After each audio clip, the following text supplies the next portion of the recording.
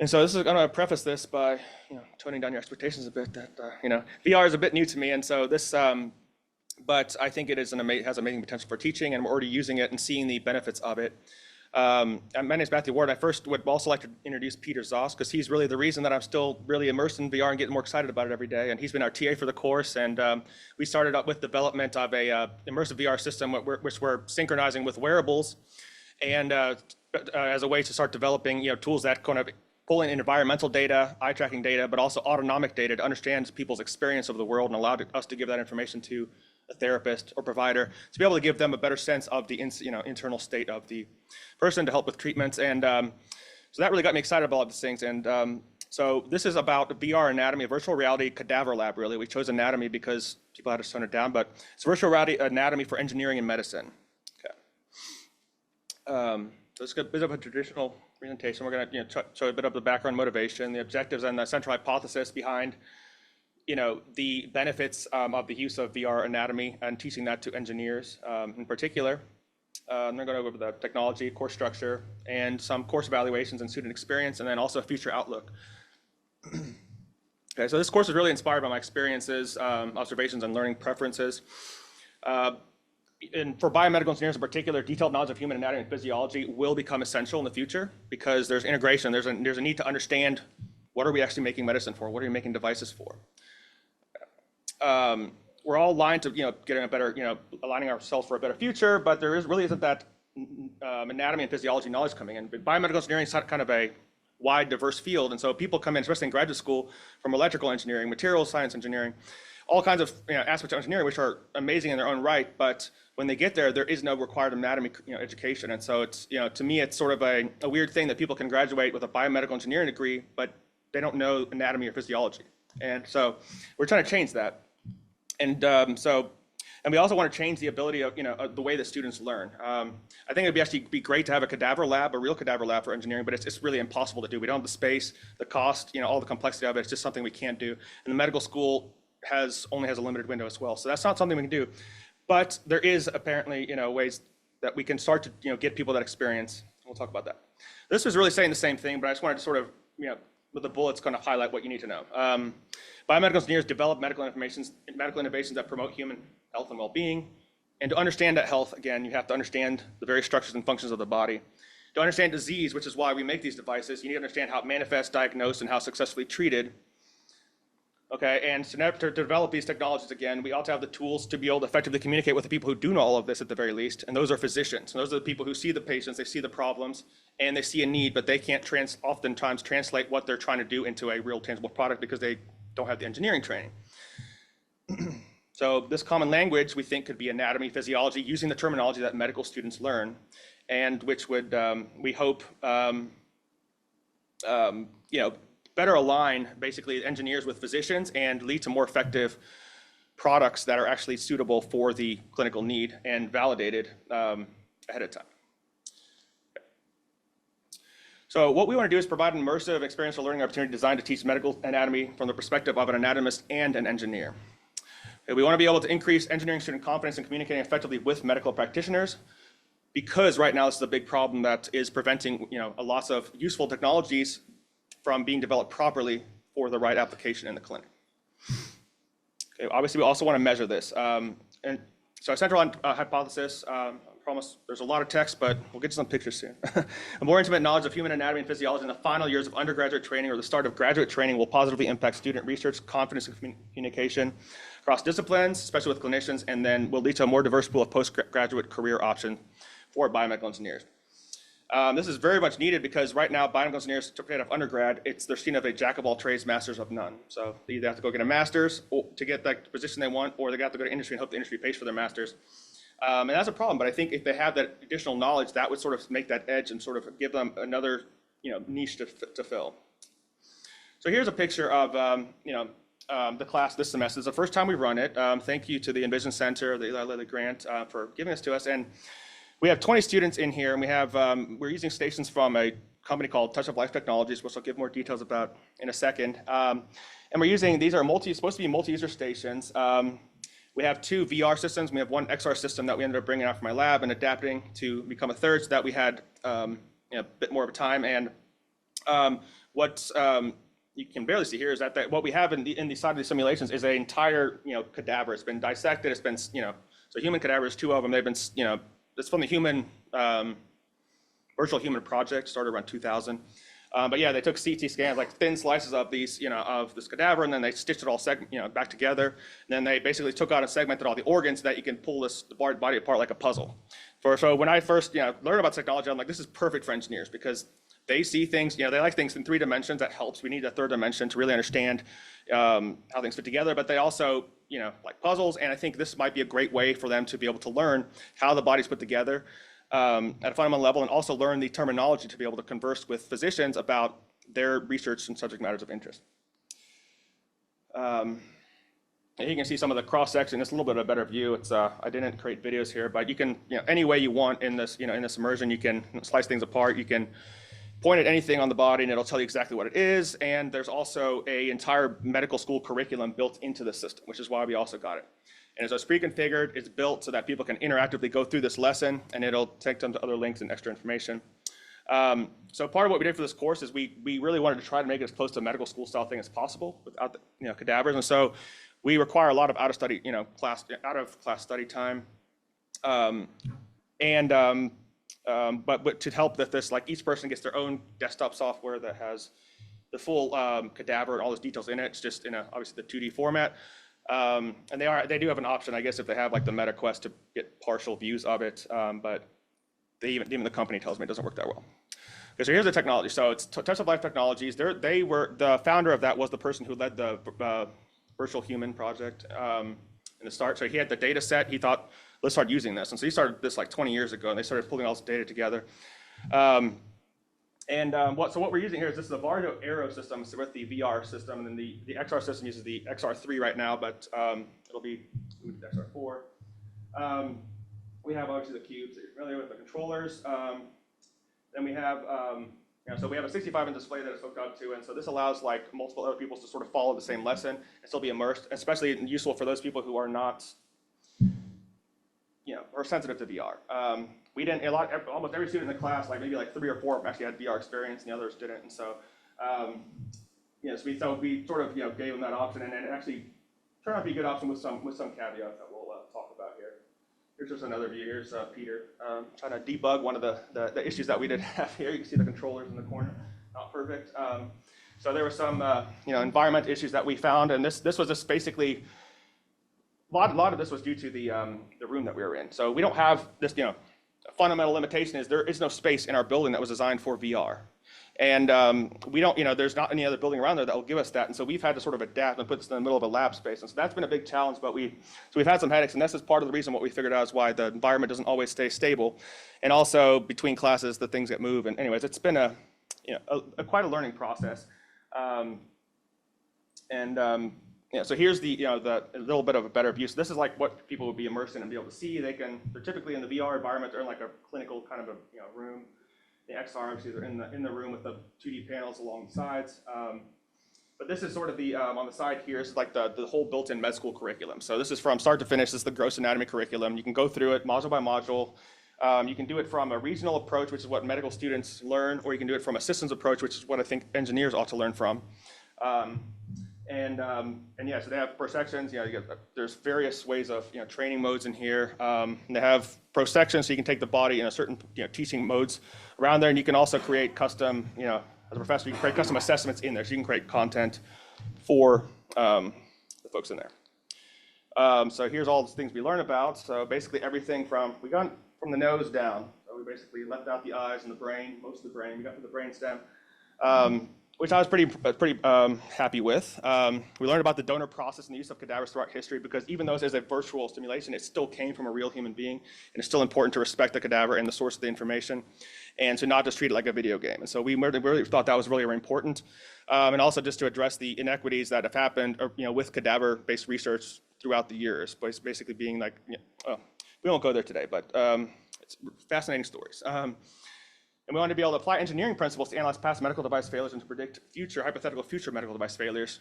And we want to do this specifically to get more involved with companies like Abbott, Stryker, and companies around here that actually, we want them around with our students, and we want them to, to be able to work with us to hopefully fund some kind of project where we can actually integrate medical devices into these simulations as well, see how they fit, get students a better idea about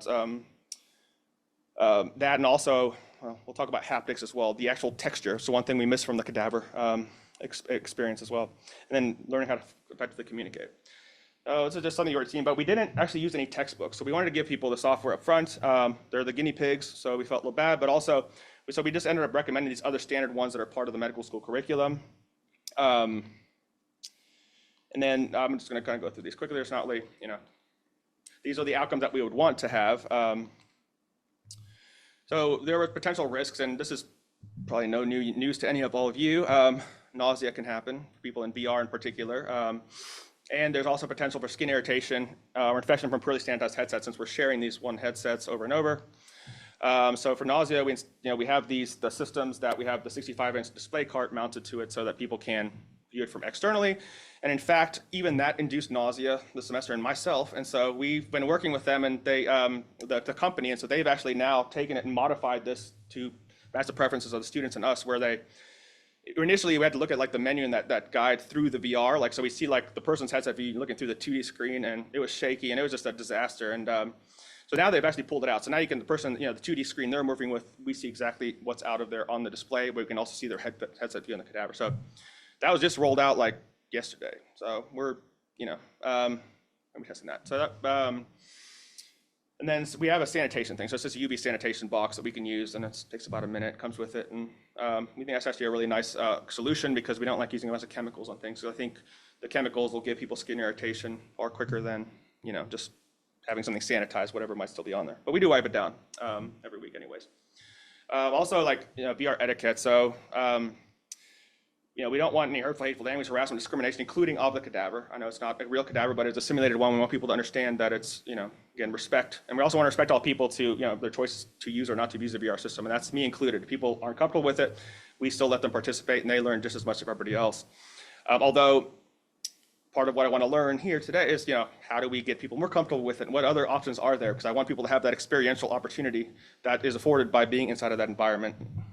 I also told people to provide feedback early and often.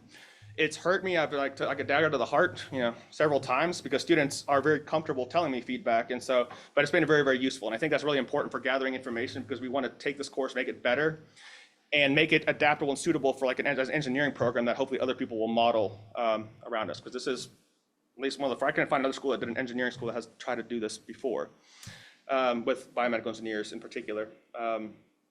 Okay, and then prioritize yourself, safety and well-being. We don't want to make them do anything uncomfortable. So just something, so why do students want to enroll in this? So we did a pre-course survey, and it was, so the hypothesis is that, do they want to learn anatomy? Do they like the VR? Is it a little bit of both?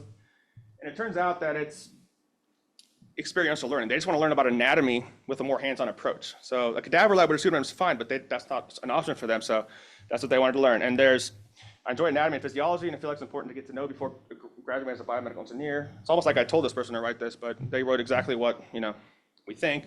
I'm most excited to learn the VR system. I think the immersive atmosphere of a simulated cadaver lab will help me retain the information. Okay, so what we've also seen is, oopsies, this one's over here. So a lot of people want just a refresher course in anatomy. It turns out anatomy is not a required course in BME, which is just insane. So we've put that in here, and this is, again, thanks to, Envision Center, everybody else's support. We finally have something now here and growing. And the students, they're not done with the semester, so they're not the final evaluations, but they have learned so much. And they love the idea of learning in 3D. They love the interactivity of it. And they love the sort of the fast pace of it. Yeah, and then we'll go through the things that we didn't like so much before. But let's go through some of the background. They had a lot of anatomy and things like that. They had experience with the healthcare system. We asked this because we had another class as well with experiential learning class with wearables. But a lot of people want to become doctors. Not everybody does. Some people are just interested in anatomy because they've been, had cancer and survived it, for their life. So there's a lot of stories there, which are really interesting. So we try to capture this type of data. But overall, so I think, I think this course, this first semester has gone really, really well. It's a great opportunity for engineers, but there's tons of room for improvement. And some of them, a lot of them have been addressed already. So like lecturing in VR, I really would think it would be much more effective if I could be in the headset, everybody else is seeing what I'm seeing, and I can teach from the, the cadaver, because that's something that we're missing, and it's not possible with a screen, not even in extended reality. And so it's something I think it's, I don't know if that company's going to end up doing it, but it's something that I'm hoping we can, maybe there's a trick or something we can figure out to making this work in an environment like this with some more grant support. Want to be able to utilize more XR and AR technology. I think that's more important. And just being, we have the XR system in there, and what we found is more students do really prefer that, at least being able to see the person outside. And I agree with them. Just the cost difference is so much, is insane right now that, because they use the Vario XR3 system, which I think adds, plus the computer they have to get with it. And it adds like another $15,000 per system, which is insane to me. Improve dynamic between headset user and the teammate. So we've started doing that already by pulling the 2D screen out so that people can at least read the same screen without getting nauseous and or wanting to just go back to their laptop. But I think everybody ought to be in the same environment again, looking at the same cadaver, because that's what would happen, at least in pairs, in a cadaver lab. There'd be a buddy that they buddy up with all semester and do it. And then, I do want the haptic feedback. I should have mentioned that because I think texture is a big thing. Materials and so texture, mechanical properties, those things are very important to tissues, and and that's differentiating tissues and also understanding their functions. I mean, as a cadaver, a lot of that's lost, but at least you still get some of that. And so I think that would be very, very important, including at a micro scale, which is something else that I think I've talked to George briefly about, being able to take in the micro and bring it into the macro so you can understand that micro texture on a macro scale, because I think it might also be more efficient for some people to learn that way, because our brain naturally sees the world in this macroscopic scale, and that small scale is difficult to visualize for people. Okay. So just again, thank you to Peter again, and thank you for this endowment award. This has been really, really helpful, and we're really excited to grow this, and expand this to Purdue Indianapolis. Starting next year, actually. George Takahashi and Tamer Kinzer Ursum, Darshini Render helped, with the grant, and Tyler Reyes is the person who helped us, also get space, and Kong's our interim head. Kyle Robertson, Matthew Toos from the IUSM West Lafayette has been helping with, with the curriculum to make sure that it's, on parity, and to sort of give us ideas of how we can, tailor the content for engineers. And then obviously the first 20 amazing students that have taken part in this experiential learning opportunity. Thank you.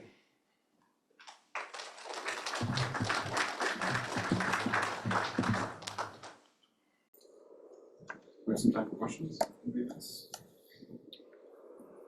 You implemented in the classroom, what's the percentage of VR use versus regular teaching? Is the entire class in VR, or how do you? It's a great question. So I try to, model so I didn't have to use as much out of class time for them to have to come into the labs. I thought that would be a nightmare to try to have to deal. So we try to make every class time like a lab where they're all immersed, and we have modules that we go through.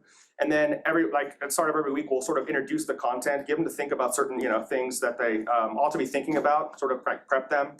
And then the only other things that we typically, we'll give some specialized lectures on the engineering content, and that's maybe once every other week. And then we also give a weekly assessment, so we quiz them every week to make sure that they keep up with the content, because it is so fast-paced and detailed. So. And yeah, that's another balance that we're still trying to figure out, because we have 3 1-hour blocks, and so most of the studying, a lot of the studying they're doing offline. It'd be nicer to be able to get ways that we can get it more online, and it's probably more than you asked for. But one of the things I've been trying to do is we have this computer lab in our building that nobody's using. It's just this glass box, and it's like a waste of space, but it would be perfect for VR just to be able to have this there, especially in a biomedical engineering course, and basically fit that out to be a really dedicated VR space for learning, or immersive learning, not just anatomy, but something else. And maybe I can have George or somebody help me petition them for that. So I don't know, does that answer your question? So in terms of minutes, in a class, how long do they stay there? It's actually it's 2 power hours. So we stay it's 1 hour or 75 minutes that we have in labs. Yeah, and they can work through the content pretty quickly, and. We wanted to do power hours specifically because we wanted to give them longer to be able to work on the stations. And yeah, it's I think it worked. I think we learned a ton, but it's certainly the med school students, they meet 6 hours a day, so it's a whole different thing that they do, but they go for a much different level as well. So, but we got them our goal of teaching them gross anatomy, and then we did them a lot. We taught them I wanted to teach them about neuro because I'm a neuro guy. We're talking about the autonomic nervous system and digestion and basically some of the more common diseases that they want to worry about, and engineering challenges that remain to be solved with those diseases. Just, if I can follow up on your question, sorry.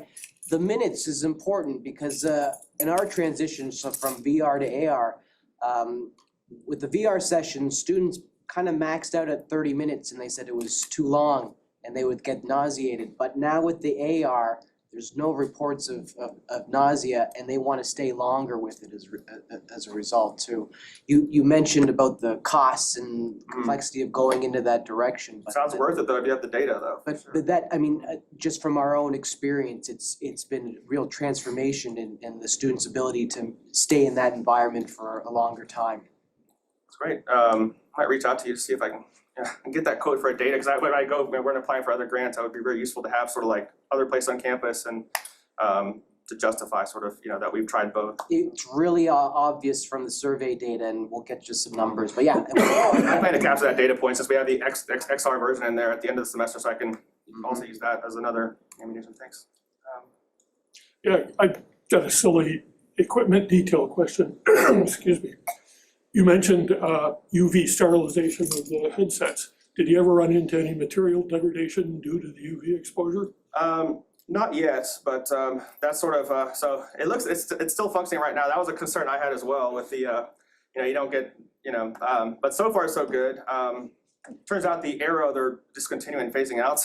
We're working with the company to figure out what they're gonna do to replace those, because I don't wanna have one that's phased out. So we might get lucky and get a little bit of extra life out of there, but so far it's, it's been holding up quite well. But as an engineer, I do know that, well, that'll be something that will, they said that it hasn't, I did ask them that question. They said that,